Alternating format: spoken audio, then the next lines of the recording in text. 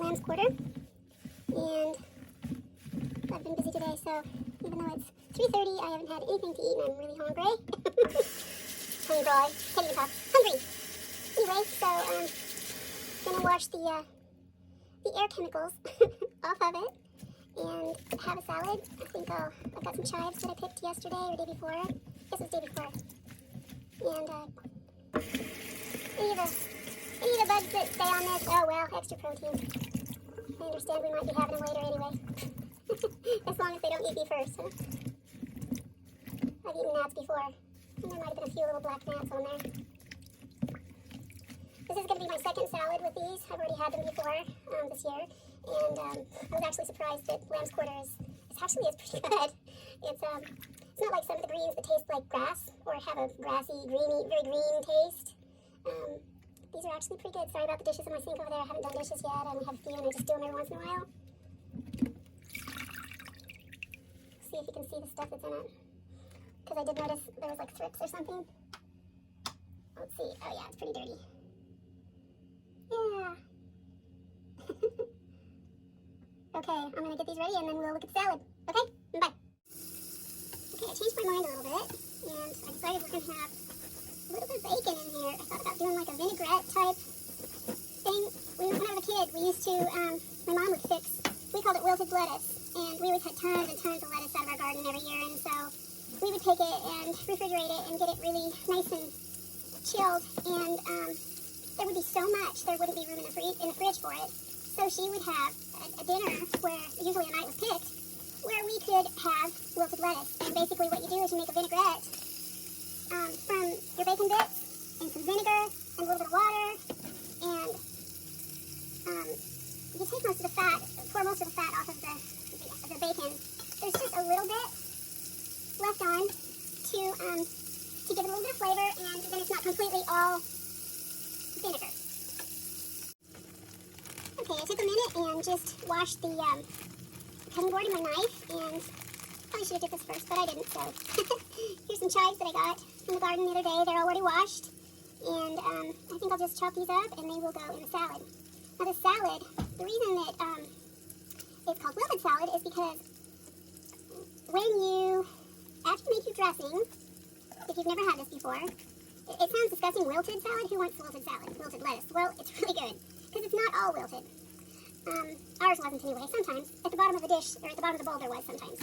But, for the most part, while the juice, or the dressing is still hot, you have someone toss the salad as someone else is drizzling this hot vinegar, bacon mixture over the top of the lettuce. And someone continues to,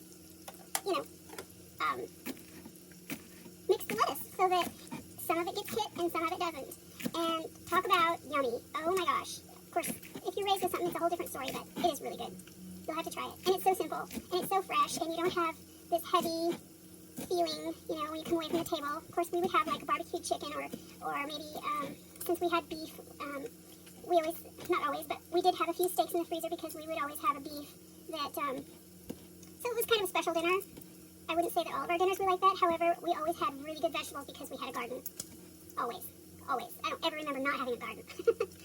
So, that's been my life. I know each area of the United States and even the world has different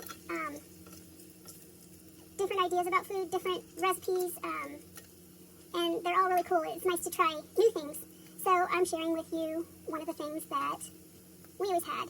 A thing that is really, really, I guess, pretty much just Pacific Northwest, maybe even just this town. I know that in this town, we have something that they started years and years and years, and I don't know how long ago, but people in the East Coast have never heard of it, even throughout the States and everywhere else. There's some, I suppose, but it's called bite size, and it's just chunks of beef steak that have been marinated and cooked, and they're in bite-sized portions. And there's a place here in town, well, actually across the river, but here in the valley, and they have the best bite size. Oh my gosh. Anyway, so I fixed a bite size the other night. My husband's grandmother used to work at a place here in town. Well, it was the Moose Lodge. She used to work there, and she was a cook, and she had a special recipe for the bite size, and it was very popular. Everybody wanted the bite size because it was just really good. So in memory of her, and because we like it. I made bite size the other night and shared it with my husband, who's my former husband, but he's my really good friend. Okay, looks like the bacon is about done. Okay, I've gotten the fat drained off of the bacon, and I guess there's a little bit more there. We'll just get the rest of it off. Basically, all you want is just like whatever fat clings to the bacon itself. But you drain it pretty much all the way. Of course, if you're having a big batch, there's a lot more fat. Anyway, I've turned that off. We got a little bit of there's a little bit of bacon splashes, specks, bacon grease specks. That's what we'll call it. Okay, and add your vinegar. You know, I think Mom just used regular apple cider vinegar and some pepper. Let's see, where's my pepper? And really, you can do this to your taste. You might want it slightly sweetened. Some people probably would like it slightly sweetened. I don't like to add salt because bacon has plenty of salt. This is a cured bacon. And we'll put a little bit of water in there.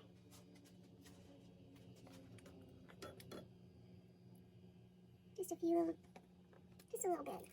Just enough to go over the salad. And then I'm just going to stir it around. Since I'm the only one eating, I'm not worried about getting any germs on this because it's just going to be me. There's probably enough salad dressing here to do a couple of salads. But it's hard to make just enough for one person.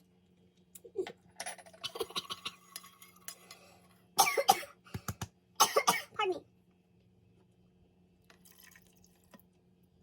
I got more vinegar in there than I expected. Now, there's also a place in town that makes, they called it spinach with a Z instead of spinach, spinach salad. And it's the same idea. It's the same idea as far as lettuce. Only the wilted lettuce. Only they use, pardon me, they use spinach. And lamb's quarter is called wild spinach, and it kind of has the texture of spinach. So it might be something you'd want to try instead of lettuce. And it's really good too. I've made it homemade. What they add to it though is like chopped boiled eggs, the bacon, and they also put small tomato wedges in it. So I'm probably going to put some tomato wedges in mine since I've got tomatoes. I don't have any growing. I had to buy these, but these are on the vine and they were a pretty good buy, so I went ahead and got some. I'm just going to snip these leaves off the branches, and we'll have some lettuce. Well, lamb's quarters. Now, until this year, I had never tried them. So, this was my first attempt. I decided I better read up on them since I didn't know a whole lot about them. I had seen several places that had talked about eating lamb's quarters and even understand that during World War II, when there was a lot of rationing and food was scarce, people did know how to garden back then though, so that was good, but times were just tough, as we all know.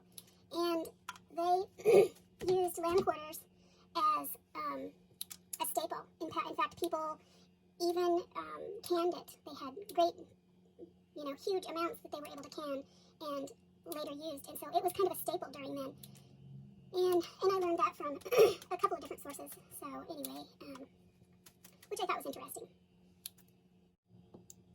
Okay, there is one thing I want to share with you, and that is typically you start with these first leaves, the larger leaves, to eat. And as you pick those off, then you have the secondary set that grows just inside the branch. Let me move this so you can see. I'm rocking the boat over there. Anyway, then you have these little secondary leaves on the inside. Let me pick this one so you can see. And once these have been picked and used, and you can then allow these to grow out, and then you can, whoops, then you can allow these to grow out, and you have them secondary. You don't ever want to pull up your plant because it will continue to give you more and more food throughout the summer. So you just pick these main leaves that are the largest leaves and collect them for your meals, and then you have secondary leaves coming. There's actually people who have high tunnels and greenhouses, and they have tons and tons and tons that they raise, and they live on them, or they maybe not live on them, but they use them. They even sell them to people who are looking for them because they want fresh wild edibles. And I was really surprised. They're good enough to eat just by themselves, just like this. I was really surprised. I thought they would taste too green, and some of them might, but basically they're pretty good. There is another thing. There is a caution, and I can't tell you what the caution is exactly. I do know that it's possible to get too much of whatever it is. I can't remember what it is. That's dangerous for some, or maybe all folks. I'll post it in here. In fact, I'll put it right in the video so you can see it. And I don't know what too much is, because here's the thing: people during the Depression were living on this. It was what was sustaining them, along with like potatoes. So I would assume you'd have to eat a fairly great quantity, unless maybe your system is delicate in that way. Whatever. Like I said, I don't remember what it is. I will put it in the video. Okay, looks like it's just about time to pour on the dressing. All the trim that I get, I put in a little pan. This is my little go out and throw it in the compost pan. I put eggshells, tea. These bags haven't been torn open yet. Some people like to use the eggshells, and then they put tea, their leftover tea, in there, and then they use their starts, or they start plants in them. I find that's a headache for me, but I don't like to do indoor planting. God does better with my plants than I do. I'm better if I put it outdoors and let the Lord just have at it. He's so good. Since He's our Creator, He knows exactly what everything is that's needed. Okay, this is about the time now when we got about a third of the bowl filled. And this is about the time, let me just take one more taste, make sure it's good. Oh yeah, it's good, all right. And I'm going to just, I've cooled it a little bit. And so it's not going to wilt. And that's okay with me, because I like it cold as well. But there's enough here for a couple of salads. And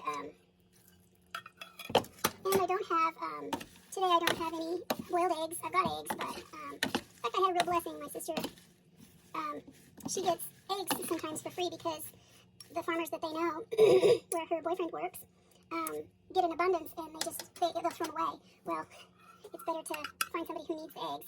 And so, not that I need them, but because I can buy them, but it was a true blessing. It really was a true blessing. There's nothing better than farm fresh eggs. Oh my goodness, I miss my little ladies a lot. Okay, now I'm gonna slice up some tomato and sprinkle it with some chives. Okay.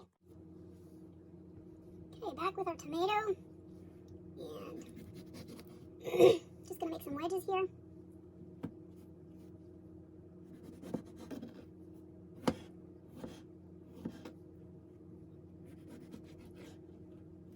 Looking forward to the tomatoes coming on. I've got blooms already. I'm pretty happy about that. Wish this was from my garden. Let me grab a bowl here, and should have had that ready.